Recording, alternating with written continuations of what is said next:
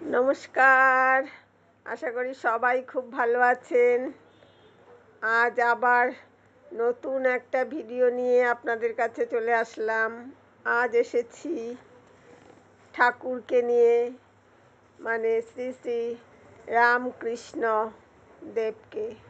ওনার এই যে একটা অসাধারণ শক্তি ছিল, এত ভারী ভারী জিনিস, গূঢ় জিনিস এত সহজ ভাষায় বুঝিয়ে দিতেন যে যে কোনো মানুষ সেটা বুঝতে পারবে। তার কোনো শিক্ষা থাকুক না থাকুক, অতি সাধারণ বুদ্ধিসম্পন্ন মানুষও সবার কাছে সেটা সহজবোধ্য হবে। আর এইখানেই আমাদের ঠাকুর সবার থেকে এগিয়ে।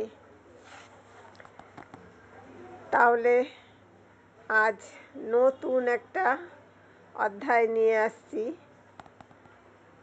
ভোগ থাকলেই যোগ কমে যায়। এত সুন্দর সহজভাবে বুঝিয়েছেন যে ভোগ থাকলেই আবার জ্বালা।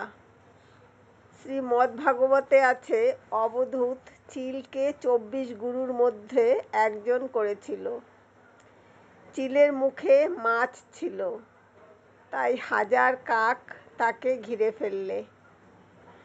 যেদিকে চিল মাছ মুখে যায় সেই দিকে কাকগুলো পেছনে পেছনে কা কা করতে করতে যায়।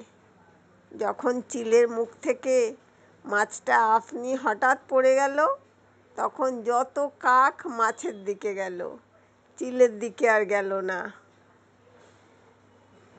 এখানে মাছ অর্থাৎ ভোগের বস্তু, আর কাকগুলো হচ্ছে ভাবনা চিন্তা।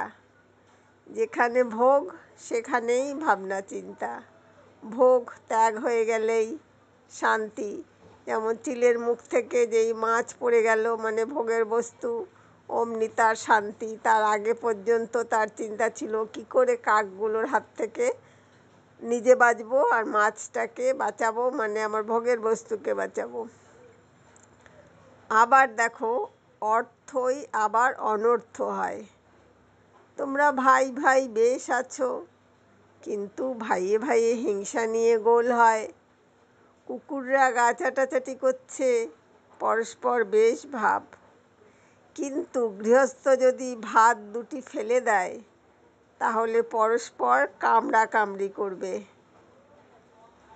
দেখেছেন কি অদ্ভুত সহজভাবে কত ভারী ভারী জিনিস, জীবন দর্শন আমাদের মধ্যে প্রবাহিত করে দিতে পেরেছেন। মাঝে মাঝে এখানে আসবে, রবিবার কিংবা অন্য। ভাইয়ের সঙ্গে মিল হয়ে থাকবে। মিল থাকলেই দেখতে শুনতে সব ভালো।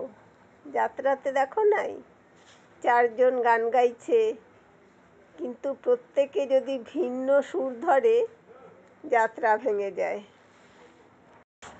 ঠাকুরের বিজ্ঞানীর অবস্থা। হরি, আচ্ছা সংসারে এত দুঃখ কেন? শ্রীরামকৃষ্ণ, এই সংসার তার লীলা, খেলার মতো। এই লীলায় সুখ দুঃখ, পাপ পুণ্য, জ্ঞান অজ্ঞান, ভালো মন্দ সব আছে। দুঃখ পাপ এসব গেলে লীলা চলে না। চোর চোর খেলায় বুড়িকে ছুতে হয়। খেলার গোড়াতেই বুড়ি ছুলে বুড়ি সন্তুষ্ট হয় না। ঈশ্বরের ইচ্ছা যে খেলাটা খানিকক্ষণ চলে, তারপর ঘুড়ি লক্ষ্যের দুটো একটা কাটে। হেসে দাও মা, হাত চাপড়ি। অর্থাৎ ঈশ্বর দর্শন করে 2-1 জন মুক্ত হয়ে যায় অনেক তপস্যার পর তার কৃপায়।